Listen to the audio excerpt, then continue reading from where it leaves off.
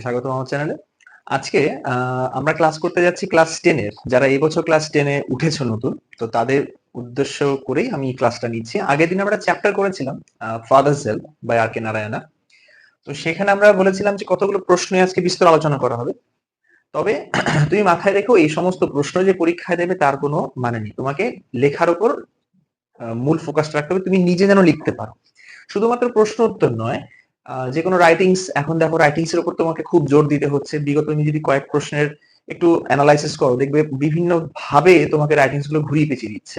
Common uncommon সেটা পরের ব্যাপার, একটা পরিস্থিতির মধ্যে তোমাকে ফেলে দেবে, সেখান থেকে তুমি যেন সেখানে এই রাইটিংসটা ছিনিয়ে নিয়ে আসতে পারো, সেটা থাকবে হচ্ছে তোমার মূল লক্ষ্য। এর জন্য গ্রামার, রাইটিংস দুটো এবং সিন তো আমরা প্র্যাকটিস করছি। আনসিন যখন আমরা পড়বো, আনসিনের যে ওয়ার্ড নোটস গুলো আছে সেগুলো তোমাকে ভালো করে মুখস্থ রাখতে হবে। একদিনে হবে না, কিন্তু একদিন হবে, এই কথা আমি বিশ্বাসী। তুমিও বিশ্বাসী থাকলে তোমার একদিন উন্নতি হবে, অবশ্যই হবে।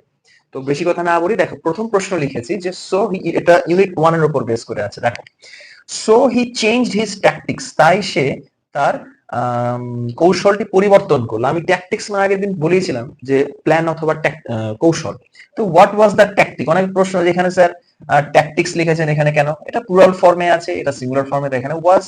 সহজ জিনিস, কিভাবে লিখবে? দ্য ট্যাকটিক ওয়াজ, কৌশলটি ছিল যে দ্যাট স্বামী কুড নট গো, সে দেরি করে স্কুলে যাবে না, to school, because he was late, কারণ সে দেরি করেছে। বোঝাতে পারলাম? একদম সহজ সরল ভাষায় তুমিও লিখতে পারবে। প্র্যাকটিসের মধ্যে থাকতে হবে, প্রত্যেকদিন তোমাকে ইংলিশ নিয়ে বসতে হবে। সেকেন্ড প্রশ্ন কি, ওয়াই ওয়াজ স্বামী অ্যাফ্রেড অফ স্যামুয়েল? স্বামী স্যামুয়েল নিয়ে এত ভয় পাচ্ছিল কেন? দেখো, স্বামী was afraid of Samuel, Swami ভয় পেত স্যামুয়েলকে, because he was very angry, কারণ তিনি খুব রাগী ছিলেন। স্পেশালি উইথ দ্য বয়েজ, বিশেষত সেই সমস্ত ছেলেদের উপর, হু কাম ইন লেট, যারা দেরি করে স্কুলে আসতো। এটা হচ্ছে প্রথম দুটো প্রশ্ন। এই প্রশ্নগুলো তোমরা খাতায়, আমি বললাম বছরের শুরু থেকে খাতা নিয়ে, খাতার মধ্যে পার চ্যাপ্টার কোন কোন প্রশ্ন আমি করাচ্ছি, কোন কোন চ্যাপ্টার অনুযায়ী কি কি বাংলা মানে হচ্ছে, সহায়িকা তো থাকবে, সে কোনো ব্যাপার না, কিন্তু এই ক্লাসগুলো তোমাকে করতে হবে, না হলে একটা সময় তুমি দেখবা মানে সব এলোমেলো হয়ে রয়েছে। এলোমেলো হলে কিন্তু সব একদম শেষে গিয়ে সব এলোমেলো হয়ে যাবে। বছরের শুরুর থেকে একটা প্ল্যান মাফিক চলো, টার্গেট রাখো যে 90+ আমাকে পেতে হবে। 90+ পাওয়া মাধ্যমিকে কোনো ব্যাপার না, এই গ্যারান্টি আমি তোমাকে দিচ্ছি, যদি তুমি আমার কথা অনুযায়ী চলো। ঠিক আছে, এই দুটো প্রশ্ন আমরা ঢুকে নাও, এরপরে দুটো প্রশ্ন নিয়ে আসছি। আমার প্রশ্ন এসছে যে ওয়াই ডিড স্বামী stop on the road side? স্বামী রাস্তার পাশে কেন দাঁড়িয়ে গেছে? ইউনিট 2 এর প্রশ্ন। তো স্বামী stopped on the road side, স্বামী দাঁড়িয়ে গেছিল রাস্তার পাশে, to make up his mind. তাকে আমরা ফ্রেজাল ভার্বস পড়বো। এই ফ্রেজাল ভার্বস এগুলো কিন্তু তোমাকে মুখস্থ রাখতে হবে। এই মেক আপ কথার মানে হচ্ছে decide.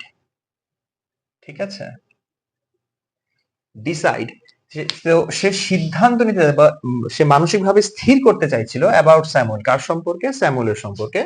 That he was not such a bad man after all, যে স্যামুয়েল মানে হি একেবারেই ছিল না ব্যাড ম্যান আফটার অল, একেবারেই খারাপ লোক ছিল না। ঠিক আছে, এই যে আফটার অল মানে একেবারে। চারের প্রশ্ন হচ্ছে why was Swami's head dizzy with confusion? আমাদের যে স্বামী রাস্তায় যখন যাচ্ছিল তখন তার মাথা ঘুরছিল, চক্কর খাচ্ছিল, কাহে, কেন? Swami's head was dizzy with confusion, তো স্বামীর মাথা ভন ভন ভন ভন করে ঘুরতে শুরু করেছিল, উইথ কনফিউশন, কনফিউশনের মধ্যে সে ঘুরছে। ঠিক আছে, because he could not decide, কারণ সে সিদ্ধান্ত নিতে পারছিল না। হি কুড নট ডিসাইড, সে সিদ্ধান্ত নিতে পারছিল না যে ইফ স্যামুয়েল রিয়েলি ডিজার্ভড, যে স্যামুয়েল সত্যি সত্যি কি ডিজার্ভ করে, সে কি আদৌ সেগুলো পাওয়ার যোগ্য? কোনগুলো পাওয়ার যোগ্য? অ্যালিগেশনস, অ্যালিগেশনস মানে হচ্ছে অভিযোগ, কারণ তার নামে বদনাম দিয়ে ফেলেছে। এই যে অভিযোগগুলো করা হয়েছে, অভিযোগগুলো কিন্তু বলেছিল হচ্ছে স্বামী, আর সেটা লিখিতকরণ করে দিয়েছিল কে? তারই পিতা। ঠিক আছে, মানে বাপ কা বেটা, এলো ব্যাপার। Made against him in the letter, এই চিঠিতে যে সমস্ত অভিযোগগুলো তার নামে আনা হয়েছে, আদৌ কি সে পাওয়ার যোগ্য? এটা নিয়েই সেটা দ্বিধাদ্বন্দ্বের মধ্যে ভুগছিল। এই কারণে সে কি, তার মাথা ভন ভন টন টন, তুমি যাই বলো, যে বনবনই বলো, ঘুরছিল। এই দুটো প্রশ্ন একবার লিখে নাও। চলে আসছি তারপরে দুটো প্রশ্ন, সুন্দর করে গুছিয়ে লিখবে। How did Samuel look? স্যামুয়েলকে দেখতে কিরকম? পরীক্ষায় তোমাকে এই লুকটা না দিয়ে থাকতে পারে অ্যাপিয়ারেন্স, মানে ডিসক্রাইব স্যামুয়েলস অ্যাপিয়ারেন্স। দেখবে অ্যাক্টিভিটিতেও প্রশ্ন আছে যে স্যামুয়েলের চেহারাটা দেখতে কিরকম। তো Samuel had a dark face, তো স্যামুয়েলের নিশ্চয় মনে আছে তার যে গায়ের বর্ণ সেটা হচ্ছে শ্যাম বর্ণ, এই জন্য বলা হচ্ছে ডার্ক ফেস। থিন মশ্চাস, যে তার যে গোফ সেটা পাতলা গোফ, রঞ্জিত মল্লিক বলেছিলাম, নিশ্চয় মনে আছে। আনশেভেন চিক, যে গাল ভর্তি দাড়ি, না কামানো দাড়ি যেটাকে। And he use to wear a yellow coat, এবং তিনি সবসময় একটা কি কোট পরতেন, হলুদ রঙের কোট পরতেন। এটা হচ্ছে তোমার 5 প্রশ্ন। ভেঙে ভেঙে পড়বে, দেখবা অটোমেটিক্যালি পড়াটা হয়ে যাবে। মুখস্থ কিছু নেই, তোমাকে স্টেটমেন্ট ওখানে দেয়া থাকবে, প্যাসেজ দেয়া থাকবে, ওখান থেকে একটু গুছিয়ে গুছিয়ে লিখতে হবে। তবে এই হ্যাডটা কিন্তু সিনে ছিল না, ওটা তোমাকে লিখতে হবে এই হ্যাড, কারণ তার গায়ের রংটা শ্যামবর্ণ, ঠিক আছে, মানে I have a dark skin colour, তো ওই যে ওই হ্যাডটাকে হ্যাড করা হয়েছে, ঠিক আছে।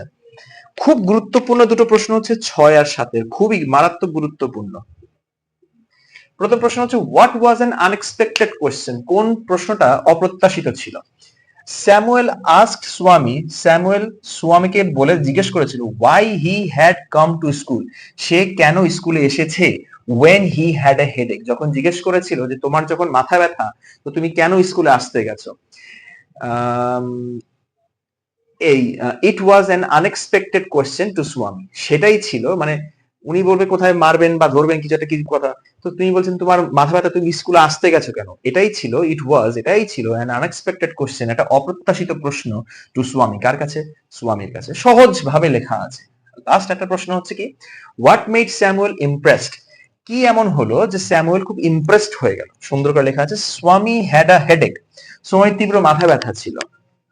But his father advised him, কিন্তু তার বাবা তাকে উপদেশ দিয়েছে not to miss the school, কখনোই স্কুল বা ক্লাস কামাই করতে নেই, যাই হোক না কেন স্কুল কামাই করতে নেই, মানে তুমি মরে গেলেও তোমার স্কুল যেতে হবে, এরকম একটা ব্যাপার স্যাপার, ঠিক আছে, অক্কাওয়া জিত্তুরের মরে থাকো তাও তুমি স্কুলে যাবা, এরকম একটা ব্যাপার স্যাপার। যাই হোক, এই অবস্থার মধ্যে দিয়ে যখন বলে বলে যে কিছু করার নেই। হিয়ারিং দিস, এই কথা শোনার পর স্যামুয়েল লুকড ইমপ্রেসড, এই কথা শোনার পর স্যামুয়েল ভীষণভাবে ইমপ্রেসড হলেন।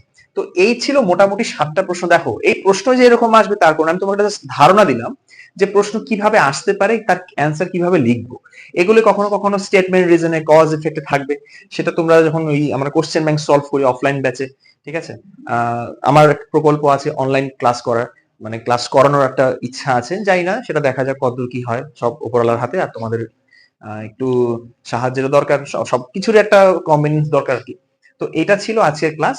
তো পরবর্তী নতুন একটা চ্যাপ্টার, একটা কবিতা আছে ফেবল, তো সেটা নিয়ে আমাদের ক্লাস শুরু হবে। আজকে পর্যন্ত সবাইকে বিদায়, টাটা।